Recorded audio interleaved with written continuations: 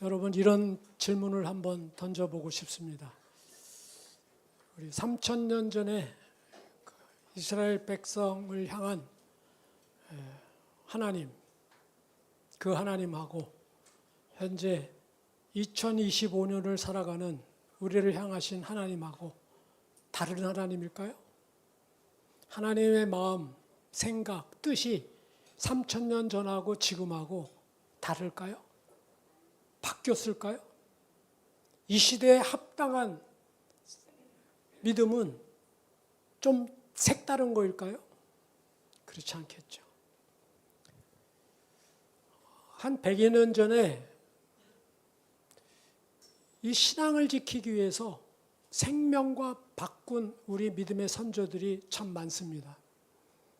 일제치하 때도 그랬고 또 6.25 이후에 공산당한테도 그랬고, 그분들이 어떤 마음가짐이었길래 자기 생명과 바꾸면서 신앙을 지켰을까요? 성경에 기록된 그 내용이 진리의 말씀이라고 본인들이 생각지 아니하였다면 결코 생명과 바꿀 일이 없겠죠. 야, 그거 과거에 있었던 이스라엘, 우리나라 스토리도 아니고, 그 먼 이웃나라 이야기인데, 그것도 또 3000년 전이나 지난 이야기를 뭘 그렇게 그 말씀을 붙들고 생명하고 바꿔? 그런 생각 안 했겠어요? 성경은 우리에게 과거에 살았던 하나님의 백성으로, 하나님의 자녀로 살았던 그들의 삶의 모습을 통해서 지금 현 이 시대에 살아가는 우리들에게 반면 교사로 삼으시라고 말씀을 들려주고 있는 거예요. 아, 재밌다. 오, 그때는 그랬었어. 야구 경기 보듯이, 축구 경기 보듯이, 어떤 재미있는 소설 읽듯이 그렇게 성경을 대하라는 말이 아니에요. 지금 우리 지난주에는 4.4 시대를 겪으면서 그때 이스라엘에 왕이 없었기 때문에 사람들이 각기 자기 소견에 옳은 대로 행하였더라는 그 시대, 그 중에 한 분, 대표적인 분, 기드온에 대해서 우리가 한번 생각해 봤어요. 성경은 이렇게 비교를 많이 합니다. 4.4 시대 이후에는 사무엘 시대로, 사무엘 상하 시대로 옮겨갑니다. 역사서기 때문에. 4.4 시대의 맨 마지막 사사는 삼손이죠. 그리고 이제 마지막 사사로 또 새로운 왕을 뽑기 직전에 오신 사사가 사무엘입니다. 둘 다 사사예요. 아, 사사기에 있으니까 사사고 사무엘상에 나오니까 사사가 아닌가 보다. 그렇게 생각하시면 안 돼요. 마지막 사사는 사무엘이에요. 왜? 초대왕, 왕을 달라고 그렇게 원하니까 왕 직전에 마지막 사사로, 제사장으로 사무엘을 보낸 거예요. 두 사람이 비교해 보면 삼손과 사무엘의 공통점은 둘 다 부모의 서원으로 나실인으로 태어났어요. 머리에 삭도를 내지 말고 포도주를 금하고 시체에 부정한 것들을 가까이 하지 마라. 똑같아요. 그런데 여러분들 성경 읽어보면 뭐 아시겠죠? 삼손의 삶과 사무엘의 삶이 어떻게 다른지. 그리고 이어서 왕을 달라 해서 하나님께서 사무엘을 통해서 왕을 기름 부으라고 그랬어요. 그 초대 왕이 누구예요? 사울입니다. 사울 왕 다음에 두 번째로 왕이 된 사람이 다윗이에요. 사울 왕과 다윗 왕의 삶의 모습을 성경을 통해서 여러분들은 비교해 보면 알 수 있을 거예요. 보통 비교를 하면 비슷해야 비교가 돼요. 그죠? 우리가 뭐 저기 뭐 트럼프나 저기 뭐 일론 머스크 그 사람하고 비교합니까? 우리하고 비슷한 수준을 항상 비교해요, 사람은. 그러면 왜 성경은 우리에게 이렇게 왕, 제사장, 리더들 그런 삶의 모습을 많이 적어 놓았을까요? 우리는 왕도 아닌데, 우리는 제사장도 아닌데, 뭐 말씀을 전하는 목사는 혹시 제사장하고 비슷한지 몰라. 그런 생각 혹시 하실지 몰라. 그런 생각 할까봐 베드로전서에 이렇게 기록했어요. 하나님께서 우리들을 볼 때 어떤 정체성으로 보냐? 너희는 택한 족속이고 왕 같은 제사장이고 거룩한 나라이고 그의 소유가 누구예요? 하나님께 소유된 백성이니 이렇게 말해. 베드로전서 2장 9절의 말씀이에요. 그러니까 이미 우리는 왕 같고 우리는 제사장 같아요. 성경에 나오는 왕의 이야기가 스토리가 아니고 성경에 나오는 제사장의 삶이 남의 나라 이야기가 아니라는 이야기. 그런 차원에서 오늘 우리는 사울에 대해서 한번 생각해 보고 싶습니다. 몇 가지로 성경 구절에 나온 걸 통해서 사울은 어떤 사람이었는지를 제가 한번 말씀을 드려 보겠습니다. 사울은 첫째, 태생부터가 소위 금수저로 태어났어요. 그 사람의 혈통과 가보를 보게 되면 그 당시에 정치력과 사회력을 얼마든지 뛰어나게 할 수 있는 가문에서 태어난 것을 성경 사무엘상 9장 12절에 이렇게 기록이 되어 있어요. 베냐민 지파의 기스라 이름하는 유력한 사람이 있으니 그는 아비엘의 아들이요 수롤의 손자요 베고랏의 증손이요 아비야의 현손이며 베냐민 사람이더라. 한 사람을 소개할 때 할아버지만 소개하는 게 아니라 이렇게 길게 소개하는 이유는 다 이유가 있어요. 그만큼 그 당시에 정치력으로 사회력으로 엄청 영향력을 끼치는 가문에서 태어났다는 걸 기록해 놓는 겁니다. 이어서 용모와 외모도 준수한 사람이에요. 기스에게 아들이시니 그의 이름은 사울이요 준수한 소년이라. 이스라엘 자손 중에 그보다 더 준수한 자가 없고 키는 모든 백성보다 어깨 위만큼 더 컸더라. 소위 지금으로 말하면 얼짱. 부족한 게 없어. 그러나 그 사울은 그 자기의 조건 갖고 자랑했던 사람이 아니에요. 굉장히 겸손했어요. 그가 암나기를 찾으러 돌아다니다가 사무엘을 만나서 사무엘로부터 장차 왕이 될 거라는 그러한 메시지를 받을 때 사무엘상 9장 21절에 사울이 이렇게 대답합니다. 사울이 대답하여 이르되 나는 이스라엘 지파의 가장 작은 지파 베냐민 사람이 아니니까 또 나의 가족은 베냐민 지파 모든 가족 중에 가장 미약하지 않으니까 당신이 어찌하여 내게 이같이 말씀하시니까.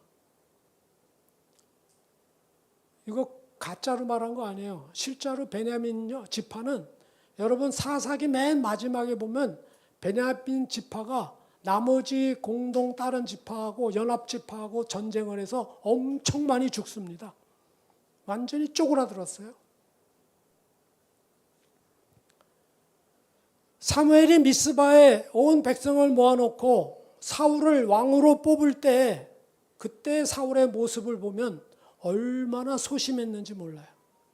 사무엘상 10장 21절 22절에 베냐민 지파를 그들의 가족별로 가까이 오게 하였더니 마드리의 가족이 뽑혔고 그 중에서 기스의 아들 사울이 뽑혔으니 그를 찾아도 찾지 못한지라. 그러므로 그들이 또 여호와께 묻되 그 사람이 여기 있나이까? 여호와께서 대답하시되 그가 진보다리들 사이에 숨었느니라 하였더라. 못 찾겠다 꾀꼬리 아무리 찾아도 없어. 그래서 누구한테 물어요? 여호와 하나님께 물었더니 여호와 하나님이 가르쳐줘. 저기 진보다리에 숨었다 이러고. 사울이 왜 숨었어요? 자기가 뽑히면 그러면 그렇지 사람 볼 줄 아네 이러고 나타났어야죠. 그죠? 그러나 사울은 그런 사람이 아니었어요. 굉장히 소심하고 사람들 앞에 나서기가 부끄럽고 굉장히 내성적이었지 않았나 싶어요. MBTI 검사하면 I로 시작하지 않을까 싶어요. 사울은 또 하나님의 영에 크게 임한 사람이었어요. 사무엘상 10장 6절 내게는 여호와의 영이 크게 임하리니 너도 그들과 함께 예언을 하고 변하여 새 사람이 되리라. 사무엘이 한 이야기예요. 사무엘상 10장 10절 하나님의 영이 사울에게 크게 임함으로 그가 그들 중에서 예언을 하니. 사무엘상 11장 6절 사울이 이 말을 들을 때 하나님의 영에게 크게 감동되며 그의 노가 크게 일어나. 보통 여호와의 영이 임하면 임했다 이러는데 크게 임했대요. 크게. 대충 임한 게 아니에요. 한마디로 성령 충만했어요. 사울은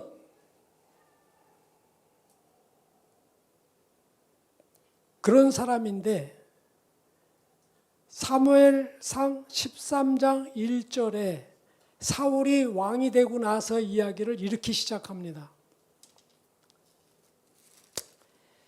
사울이 왕이 될 때 40세라 그가 이스라엘을 다스린 지 2년에 이러면서 사건이 나와요. 한마디로 뭘 말하냐면 사울이 왕 되기 전까지는 너무나도 겸손하고 소심하고 그리고 아주 여호와 하나님 앞에 굉장히 순종하려는 마음으로 있었어요. 그런데 왕이 되고 2년 정도 세월이 흐르니까 바뀌기 시작해. 왕이 되기 전에요. 얼만큼 백성들이 사울을 떠받쳤느냐. 왕이 되기 전에 암몬 전쟁이 있었습니다. 기름 부음 받기 전이에요. 그때 사무엘상 11장 11절부터 15절까지 제가 한번 읽어보면 이튿날 사울이 백성을 3대로 나누고 새벽에 적진 한가운데로 들어가서 날이 저물 때까지 암몬 사람들을 치매 남은 자가 다 흩어져서 둘도 함께 한 자가 없었더라. 12절 백성이 사무엘에게 이르되 사울이 어찌 우리를 다스리겠느냐 한 자가 누구냐 그들을 끌어내라 우리가 죽이겠다. 아마 그 당시에도 사울 왕이 되는 걸 반대하는 사람 백성들이 있긴 있었나 봐요. 그래서 사울이 이르되 이날에는 사람을 죽이지 못하리니 여호와께서 오늘 이스라엘 중에 구원을 베푸셨습니다. 고백 자체가 얼마나 겸손해요. 이날은 여호와 앞에서 사람 죽이는 일은 합당치 않다. 이 전쟁을 여호와께서 우리를 구원해 주셔 베풀었다. 이렇게 고백해요. 그래서 14절에 사무엘이 백성에게 이르되 오라 우리가 길갈로 가서 나라를 새롭게 하자. 모든 백성이 길갈로 가서 거기서 여호와 앞에서 사울을 왕으로 삼고 길갈에서 여호와 앞에 화목제를 드리고 사울과 이스라엘 모든 사람이 거기서 크게 기뻐하니라. 이것이 왕 되기 직전의 상황이었어요.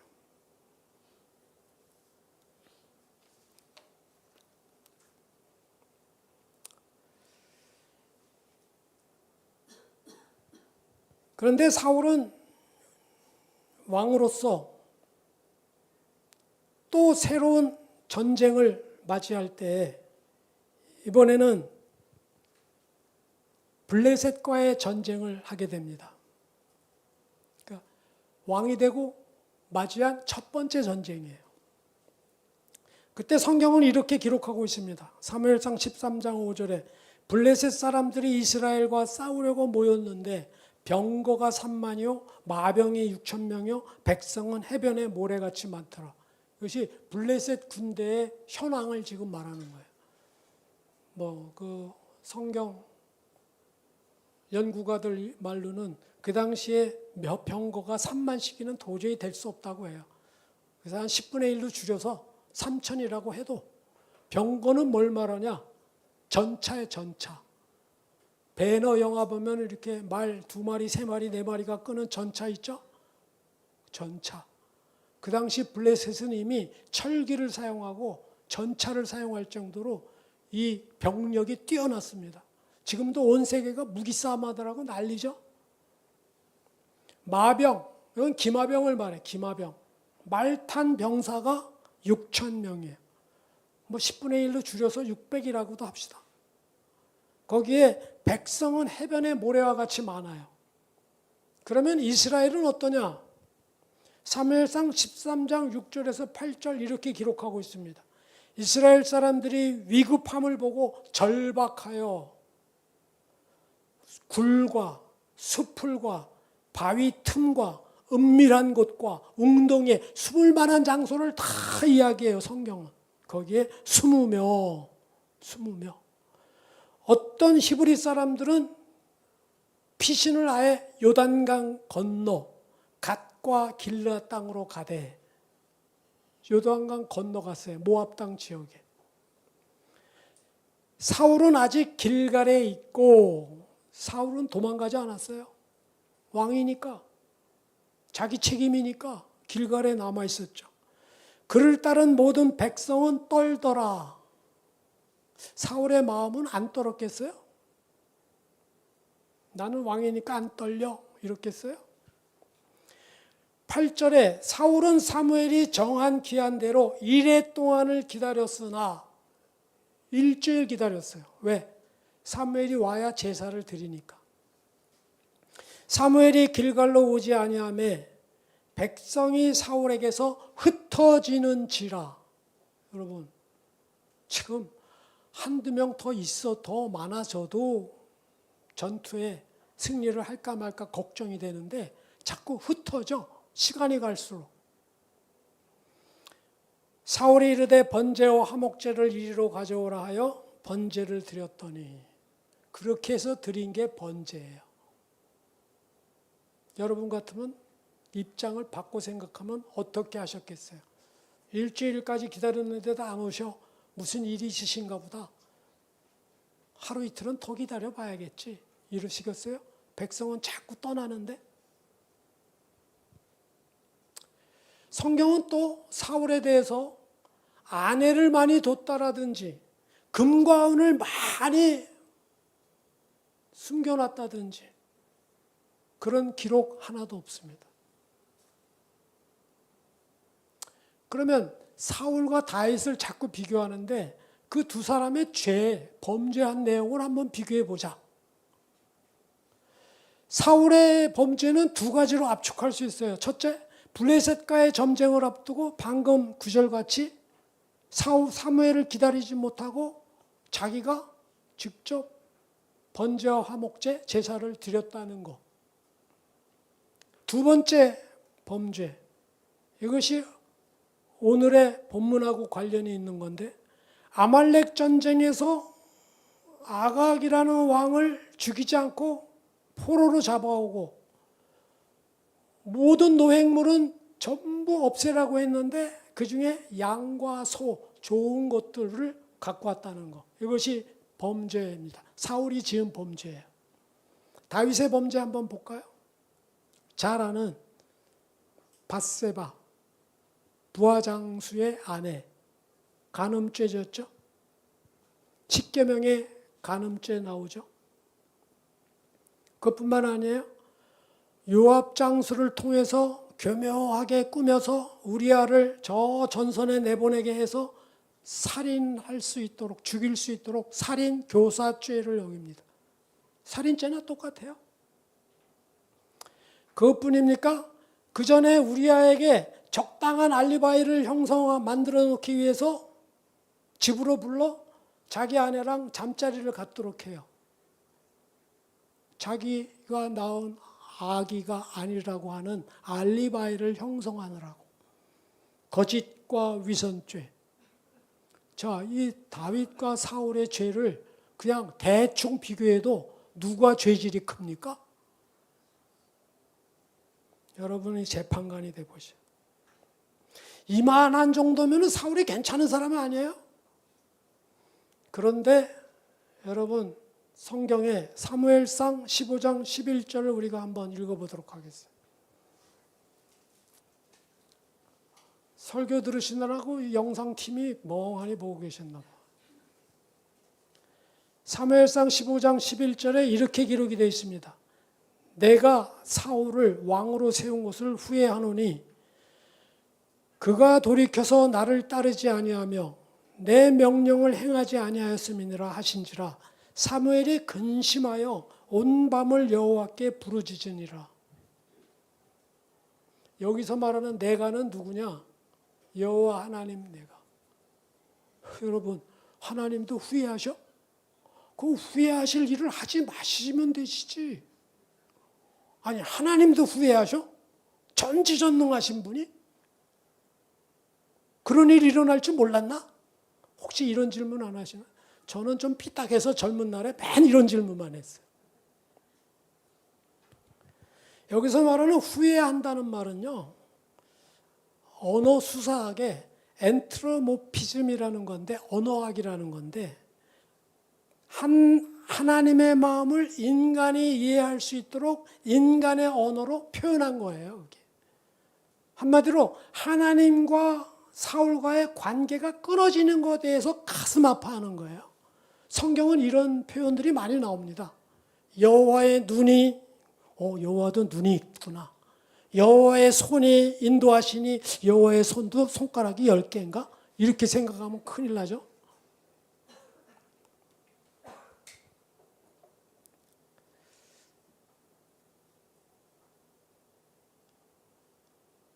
오늘 본문의 시작은 아말렉 전쟁에서 가져온 전리품인 양과 소, 그것은 여호와께 제사 드리려고 드렸다라는 사울이 사무엘에게 하는 내용으로 나와요. 한번 우리가 본문 사무엘상 15장 20절, 21절을 우리가 한번 같이 읽겠습니다. 시작. 사울이 사무엘에게 이르되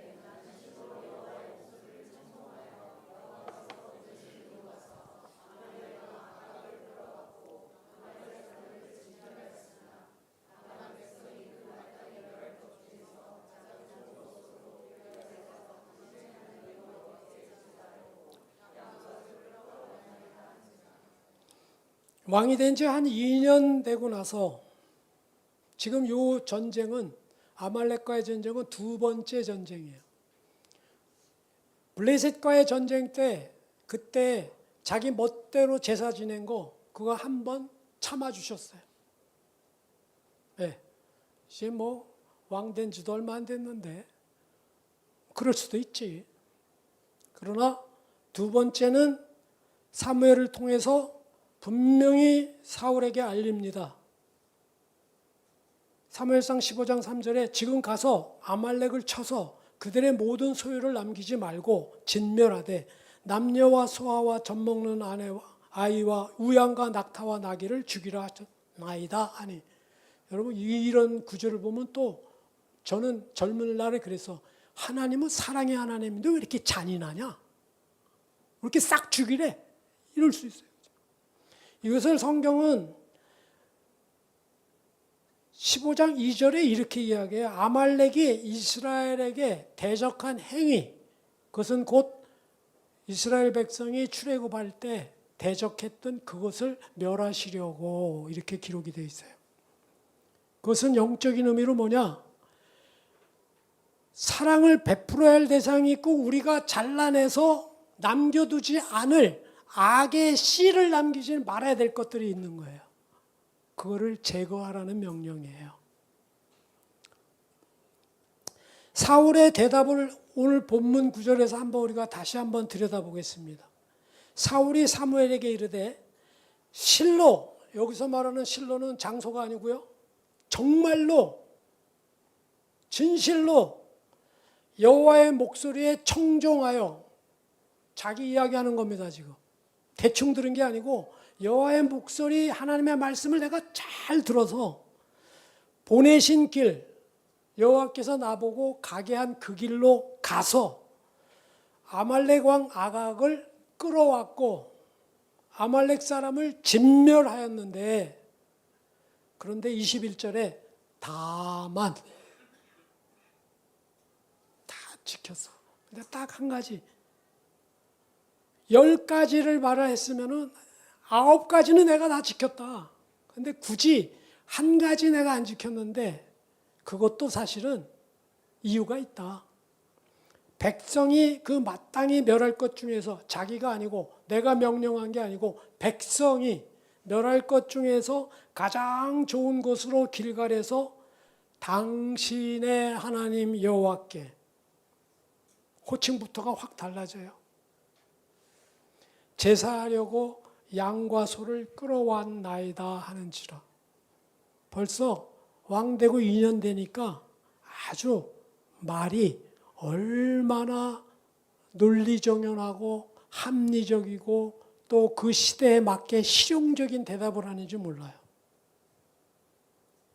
제가 이 기절을 보면서 어느 젊은 부부가 갓 결혼을 하고 신혼여행길에 비행기를 타고 신혼여행지로 가는 길이었어요.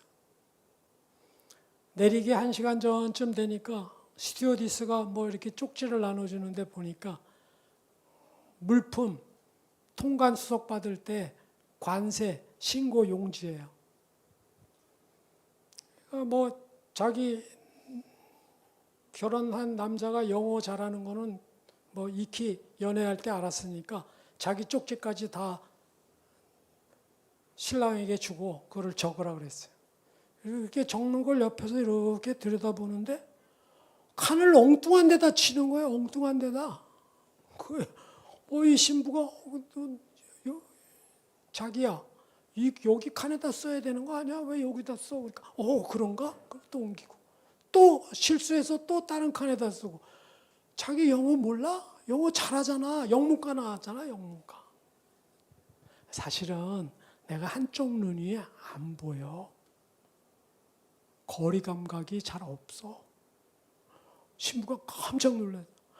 아니 그러면 결혼 전에 그런 이야기를 왜 나한테 안 했어? 신랑이 나 이야기했어. 언제 당신이 했어? 내가 당신 처음 보고 청혼할 때 한눈에 반했다 그랬잖아.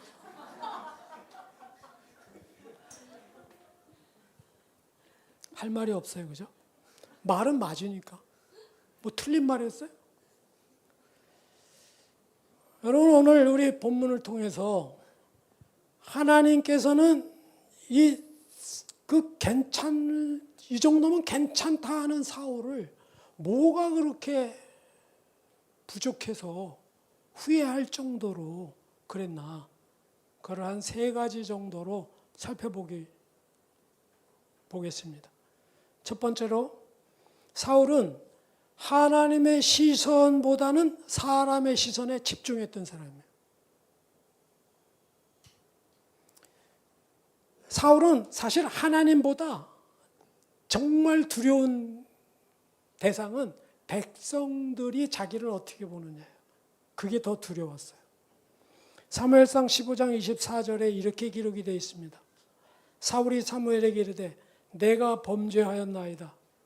내가 여호와의 명령과 당신의 말씀을 어긴 것은 내가 백성을 두려워하여 그들의 말을 청종하였음이니이다. 솔직하긴 해요. 내가 여호와 말씀을 내가 듣기보다 백성들의 요구사항을 들어준 것은 백성들이 두려웠기 때문에 그렇다라고 이야기해요. 아마도 사울은 백성들 앞에서 왕으로서의 존재감을 많이 나타내고 싶었을 것 같아요. 그래서 사무엘상 15장 30절에 또 이렇게 이야기합니다. 사울이 이르되 내가 범죄하였을지라도 이제 청하옵나니 내 백성의 장로들 앞과 이스라엘 앞에서 나를 높이사 나와 함께 돌아가서 내가 당신의 하나님 여호와께 경배하게 하소서 하더라. 백성들 앞에서 나를 높여야 돼. 나를. 이것을 아예 직접 사무엘에게 이야기해요.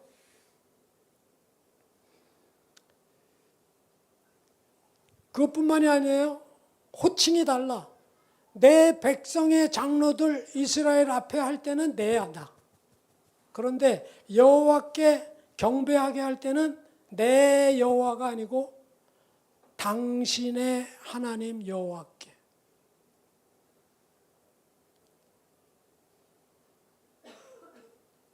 인격적인 주님을 만나지 못한 신앙은 이렇게 됩니다. 나하고 상관이 없고 객관적인 측면에서 그가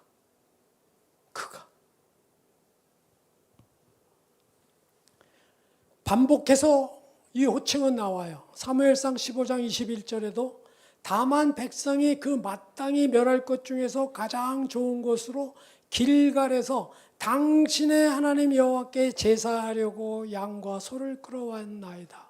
제사도 끌어온 이유가 내 여호와 하나님께 제사하는 게 아니고 당신의 여호와 하나님.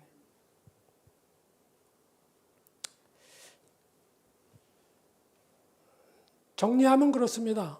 우리들의 신앙생활을 하면서 우리는 믿음의 도전을 받는데 그 도전의 대상이 두 가지예요. 하나님의 시선, 하나님이 나를 어떻게 볼 것이냐 이 문제하고 또한 다른 쪽에 세상 사람들이 나를 어떻게 볼 것이냐 여기에 끊임없는 믿음의 도전이 우리에게 다가옵니다. 그래서 신약성경의 베드로와 요한이 복음을 전하다가 제사장들과 사두개인들과 성전 맡은 자들에게 붙들려서 공회에 잡혀옵니다. 그래서 그들이 마땅히 벌할 만한 죄될 만한 죄목을 잡지 못하니까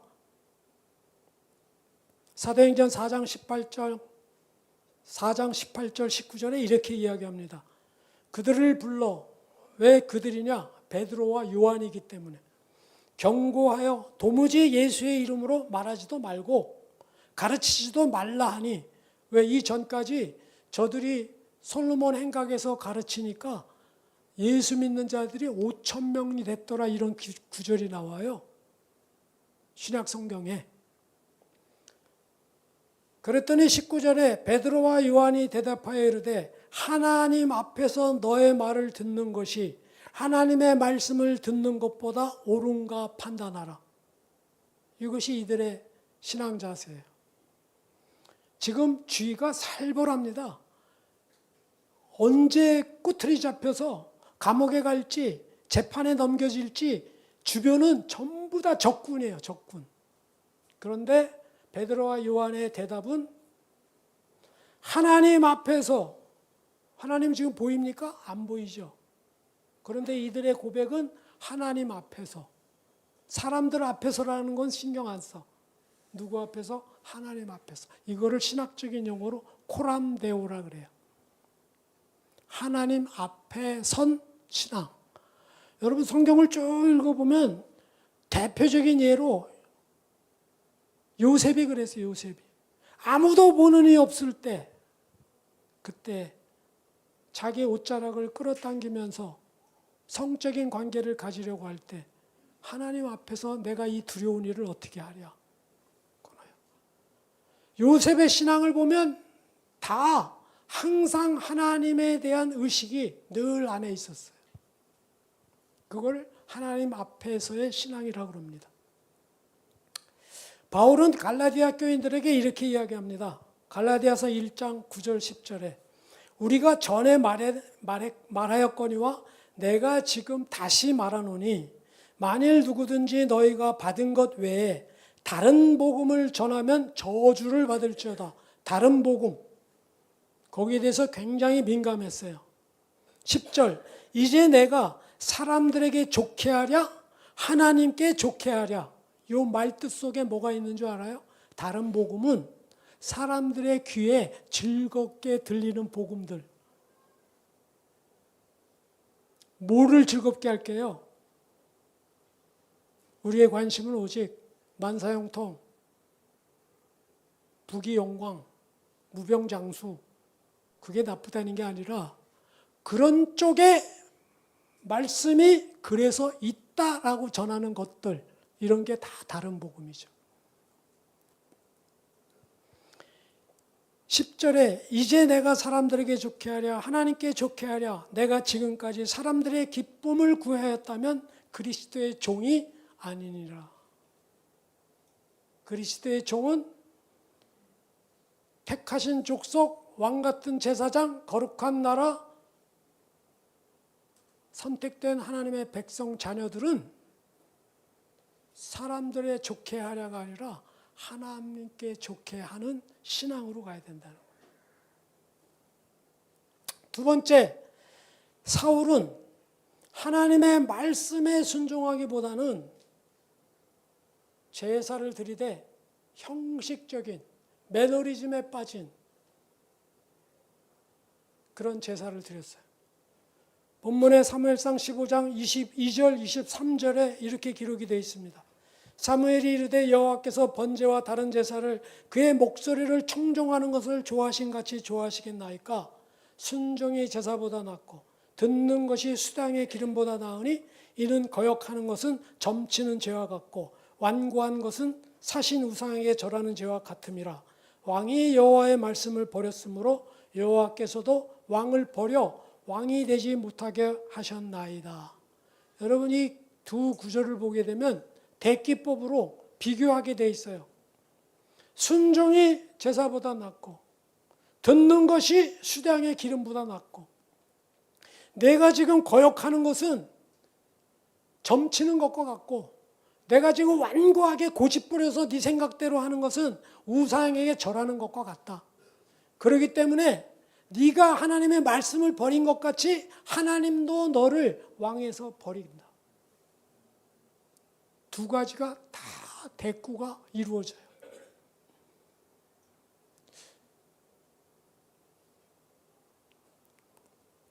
사울이 그런 경배를 안 드렸냐? 나름대로 경배 드린 거 기록 많이 나옵니다. 대표적인 사무엘상 15장 25절에 청하오니 지금 내 죄를 사하고 나와 함께 돌아가서 나로 하여금 여호와께 경배하게 하소서.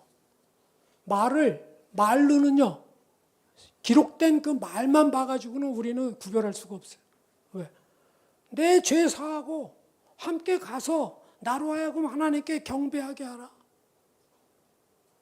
사무엘상 15장 31절에 이에 사무엘이 돌이켜 사울을 따라가매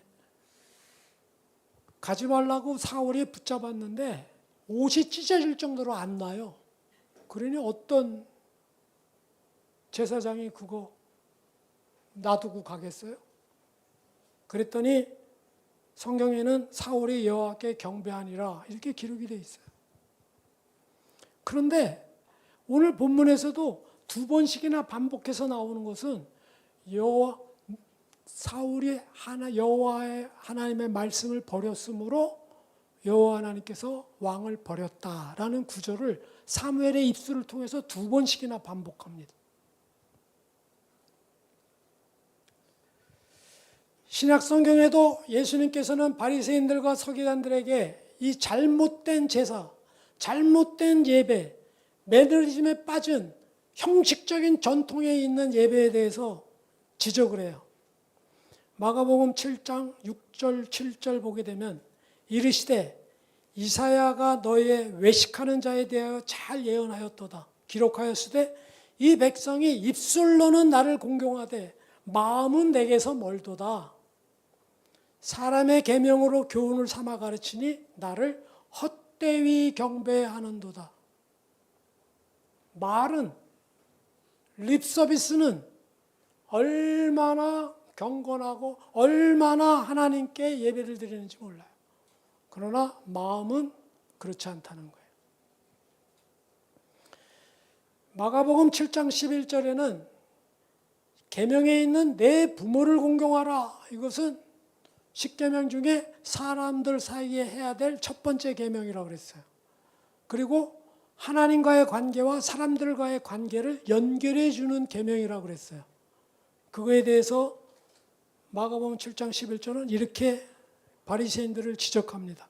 너희는 이르되 사람이 아버지에게나 어머니에게나 말하기를 내가 드려 유익하게 할 것이 고르반 곧 하나님께 드림이 되었다 라고 하기만 하면 그만이다 라고 하고, 예배를 드려도 하나님이 다 아시니까 그러면 됐지.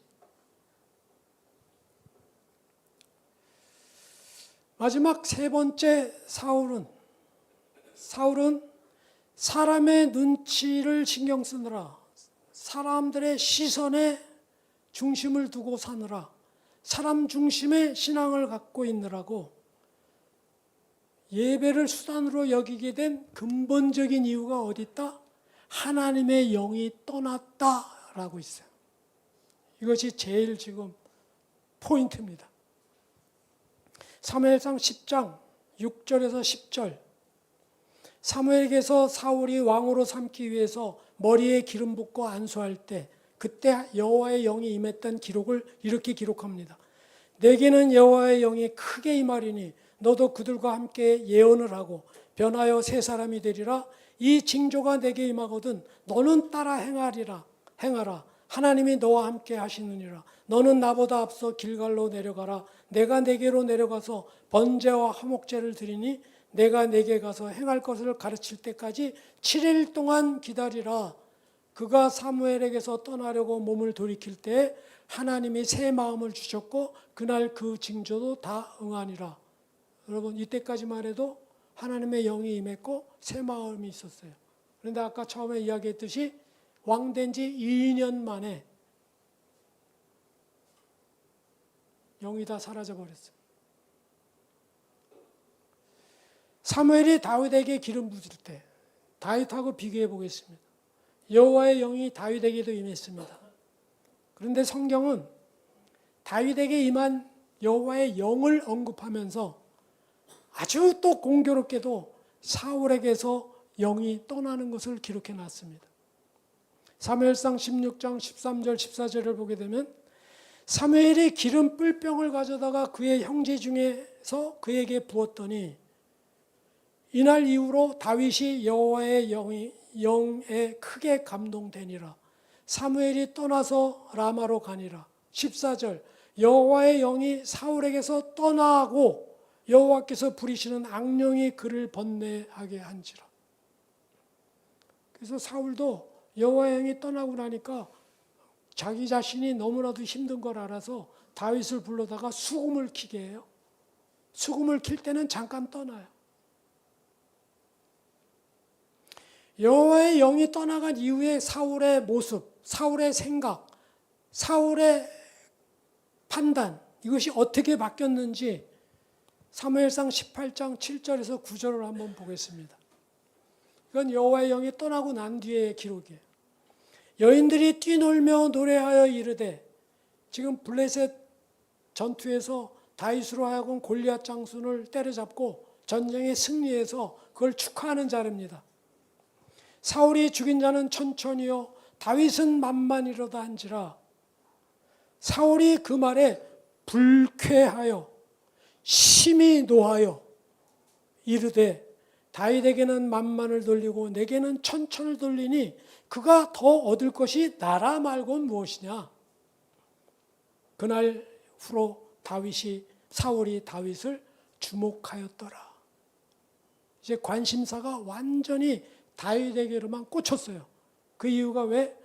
아니 전쟁에서 승리를 이끌게 한 형력한 공로가 있으면 뭐 훈장을 주든지 그에게 연금을 좀 주든지 뭐 좀 축하 자리를 베풀어야 되는 거 아니에요?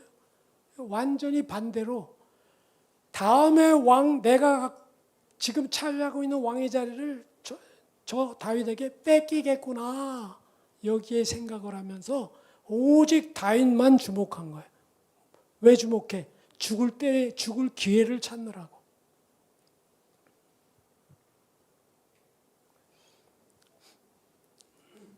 요즘 현대인에게 이런 말이 잘 어울려요. 요즘 현대인들은 불의한 것은 참는데 불편한 것은 못 참아. 여러분 모든 우리 현대의 삶들이 대부분 그렇습니다. 불의한 거는 그냥 뭐 그럴 수도 있지. 근데 내가 불편하죠? 못 참아. 사울의 마음이 똑같아. 하나님의 영, 여호와의 영, 성령이 떠나고 나면 우리의 생각과 우리의 판단과 우리의 가치와 모든 것이 바뀝니다. 이 시대는요, 줄 세우기 하죠.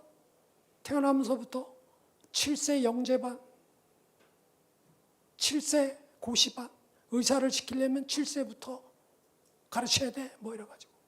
왜? 시대의 가치가 베스트 원이 돼요. 베스트 원.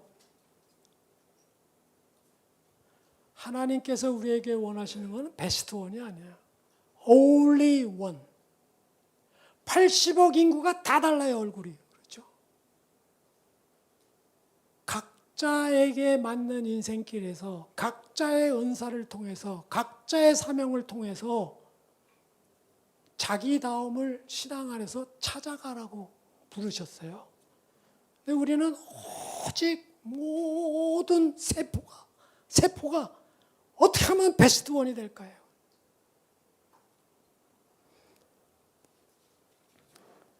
그래서 그런지 특히 요즘에는 SNS가 발달돼서 그런지 여행 가면 사진 찍느라고 바빠요. 나 왜 이렇게 바쁜가 했더니 보여줘야 될 거 아니야, 이렇게.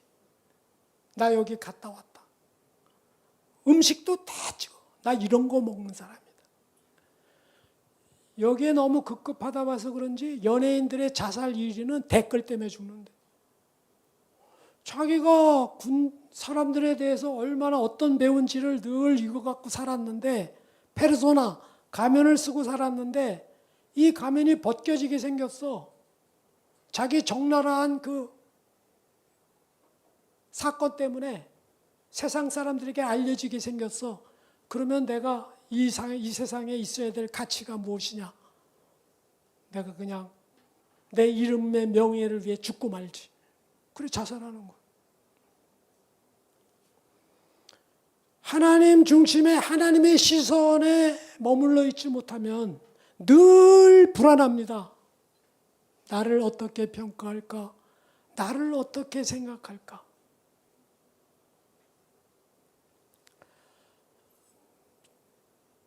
PPT 사진 한 장 띄워줘 보실래요?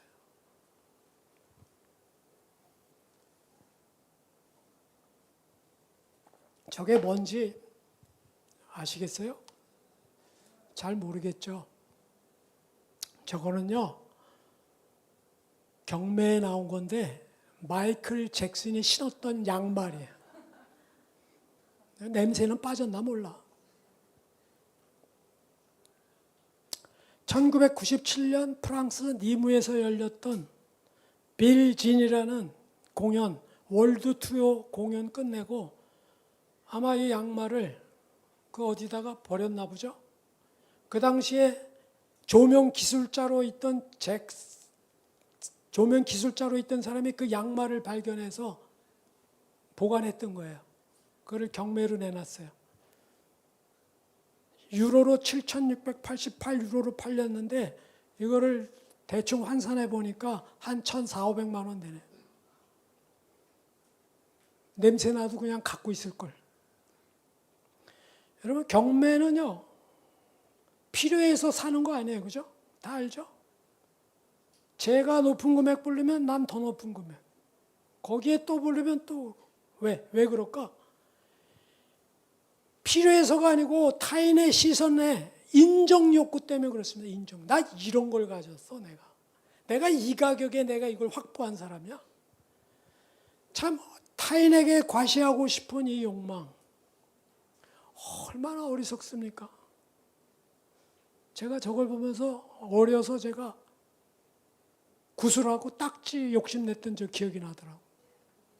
아버지 와이셔츠 케이스에 구슬 중에 아이노코 다마 구슬이라 그래가지고 막 이렇게, 그리고 왕다마, 쇠다마. 아 이거는 말이야 품구자예요, 품구자. 혹시 잃어버리고 누가 가져갈까봐. 딱지 이따만하게 해가지고 왕딱지다 이러고 기억이 가물가물해. 그거 나 죽을 때 되면은 생각날 거예요. 저 경매에 사서 집안에다 놨던 저 양말은 내가 왜 갖고 있었지?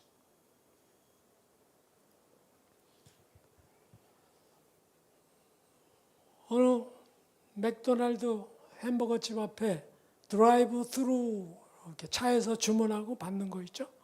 거기에 멋진 차가 하나가 탁 섰어요. 근데 마침 그 길 건너편에 벤치에 젊은이가 햄버거, 방금 맥도날드에서 산 햄버거 갖고 먹고 드라이브 스루 그쪽을 이렇게 쳐다보고 있는데 그 차가 딱 쓴 거예요. 근데 그 차에서 창문이 쓱 열렸는데 너무 그 거리가 좀 멀리 차를 대서 그런지 그 운전석에서 머리를 바깥으로 못 내미는 거예요. 그랬더니 그 옆에 앉았던 아주 아리따운 아가씨가 차에서 내려서 돌아서 드라이브 스루 햄버거를 받아서 차로 들어가는 거예요.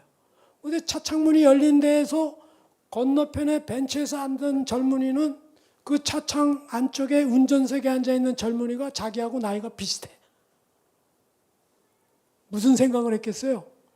와, 나도 저렇게 멋있는 차에 저렇게 멋진 애인을 옆에 두고 운전하는 나 대신 내려서 햄버거를 저렇게 사와가지고 차에서 같이 먹으면 그러니 얼마나 좋을까? 그런 부러운 생각을 하고 있었는데 차에 앉은 그 젊은이는 같은 시각에 건너편에 있는 젊은이를 보면서 야, 나도 언젠가 자유롭게 저렇게 마음대로 벤치에 앉아서 햄버거를 먹을 수 있을까? 다리 한쪽이 없어서 차에서 일어나기가 어려운 사람이에요. 서로 부러워해. 여러분, 우리는 남과 비교하면서 남을 부러워하는 게 얼마나 이런 경우가 많은지 몰라요. 내 눈에 보이는 대로 내가 부러워하고 싶은 거를 선택해서 부러워해요. 사람마다 각자 아픔이 있고요. 사람마다 각자 원하는 게 다릅니다. 왜 이렇게 됐을까? 왜 우리는 이렇게 남과 비교해서 내가 보고 싶은 것만 보고 비교 평가하며 시기 질투하며 살게 됐을까? 그것은 아담부터 내려왔던 죄 때문이에요. 하나님께서 우리에게 처음으로 주신 사람을 창조하시고 약속의 계명으로 첫 번째 준 말씀이 창세기 2장 16절 17절 계명이에요. 동산 각종 나무의 실과는 내가 임의로 마음대로 먹되 선악을 알게 하는 나무의 열매는 먹지 말라. 내가 먹는 날에는 반드시 죽으리라. 이것이 하나님이 우리에게 주신 첫 번째 계명이에요. 뭐라 그랬어요? 각종 나무의 실과 얼마나 많겠어요, 종류가. 그거 마음대로 먹어. 그런데 선과 악을 알게 하는 그 나무의 실과 딱 하나, 그건 먹지 마라. 그런데 왜 먹었을까요? 마음대로 먹으라는 실과에는 내가 마음대로 먹게 돼 있으니까 관심 없어. 딱 한 가지 먹지 말라는 거, 그게 그렇게 관심이 많아. 왜? 하나님같이 되고자 하는 마음. 내 마음대로 내 삶의 주인인 나가 왕이 돼서 살고자 하는 마음. 이것이 원죄의 첫 번째 뿌리입니다. 이것이. 그 선악과를 먹고 나서 일어난 일도 마찬가지예요. 가인, 첫 번째 낳은 자녀. 가인이 아벨을 자기 제사는 하나님께서 안 받고 아벨의 제사만 받았다고 해서 돌로 쳐서 첫 번째 살인이 일어납니다. 왜? 가인은 아벨과 비교해서 시기심과 질투심과 그 비교의식에서 도저히 참을 수가 없어. 나중에 하나님께서 가인에게 묻죠. 너 왜 그렇게 했느냐? 내가 아벨을 지키는 자니까.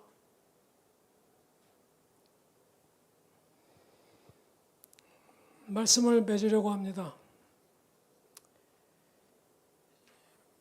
복음대로 우리가 믿음대로 하나님 앞에 살아간다는 것은 하나님 앞에서 코람데오의 신앙으로 세상 가치, 세상의 시선, 세상 중심, 인간 중심의 평가와 판단과 그렇게 하지 말고 하나님이 나를 어떻게 보시고 하나님이 나에게 원하시는 마음이 무엇이며 하나님의 뜻이 무엇이고 하나님의 생각이 무엇인지 집중하며 살아가는 신앙을 말해요.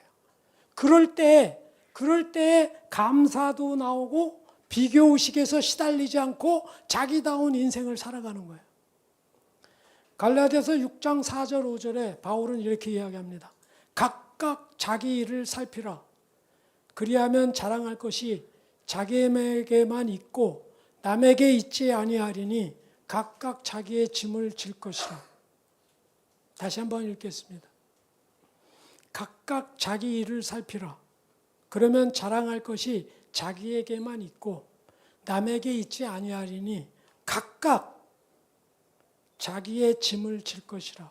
각각 이 말을 갈라디아서에서는 계속했어요. 각각. 비교하지 마라. 각각. 하나님의 말씀대로 하나님의 뜻대로 살아가기 위해서는 정말로 중요한 거 성령을 회방하거나 성령을 소멸하거나 성령을 사모하지 않으면 안 됩니다. 우리가 잘 아는 데살로니가전서 5장 16절, 17절, 18절까지는 잘 알아요. 항상 기뻐하라, 쉬지 말고 기도하라, 범사에 감사하라. 거기까지. 이것은 너희를 향하신 하나님의 뜻이니라. 그렇죠? 진짜 중요한 건 그 다음 두 구절이에요. 19절, 20절. 19절 성령을 소멸치 말며 20절 예언을 멸시치 말고. 왜 성령을 소멸치 말고라 그랬나? 성령은요 들어올 때 한 번에 들어올 수 있어도 나갈 때 한 번에 나가는 거 아니에요. 소멸. 불타서 없어지는 것 같이 증발해버려. 증발. 없어져 버려요. 이것이 중요합니다. 세상 흘러가는 대로 그대로 놔두면 여러분 옛날에 받았던 은혜가 그대로 있는가? 믿음이 거의 가만히 있나? 절대 가만히 있어요. 반드시 후퇴하게 되어 있습니다. 왜? 소멸하기 때문에. 끊임없이 하나님의 말씀을 사모하며 또 끊임없이 주님과의 영적인 기도를 하고 끊임없이 자기가 영적인 생활을 놓치지 않고 하나님 중심으로 하려고 할 때에 성령은 소멸하지 않는 거예요. 예언을 멸시치 말고의 예언은 미래일을 알린다는 말이 아니에요. 이 예자는 예탁할 예자, 맡았다는 이야기예요. 하나님의 말씀을 맡은 거예요. 예금, 예탁금, 그 예자예요. 여러분들 다 각자에게 하나님께서는 말씀을 주셨어요. 깨달을 만한 은혜도 다 주셨어요. 그 말씀을 성령을 소멸치 않은 가운데 말씀 받은 자로서 말씀을 받은 하나님의 자녀답게 살아가는 여러분과 제가 되기를 소망합니다. 기도하겠습니다. 거룩하신 하나님 아버지, 오늘 저희들은 사울의 왕의 신앙 모습을 통해서 겉으로는 하나님께 드리는 예배 같지만 실상은 하나님의 말씀보다는 사람에게 보이기 위한 형식적인 예배의 모습을 보았습니다. 저희들의 신앙도 사울의 신앙과 별반 다를 바 없음을 고백합니다. 사랑의 하나님, 저희들이 하나님의 백성으로 하나님의 자녀로 살아갈 때 하나님의 시선보다는 사람의 시선에 더 신경 쓰며 살지 않게 하여 주옵소서. 사람들로부터의 인정 중독에서 벗어나서 오직 진리 대신 하나님의 말씀에 귀를 기울이고 하나님의 말씀을 사모하는 은혜의 은혜를 더하여 주옵소서. 무엇보다 성령을 사모하며 주신 성령을 소멸치 않게 하여 주시고 하나님의 영인 성령의 임재를 사모하여서 저희 안에 내주하는 성령께서 저희들의 인생길을 인도하여 주옵소서. 각자의 은사와 각자의 사명대로 주님의 뜻을 이 땅에 이룰 수 있는 인생 되게 하여 주옵소서. 이제 우리에게 각자 남은 인생길은 이 세상 가치나 이 세상 평가나 이 세상 성공 기준에 흔들리기보다는 하나님의 평가, 하나님의 보시기에 합당한 정직하며 성실하며 온전한 코람데오의 신앙으로서의 하나님 자녀로 살아가는 축복이 있게 하옵소서. 예수 그리스도 이름으로 기도드립나이다. 아멘.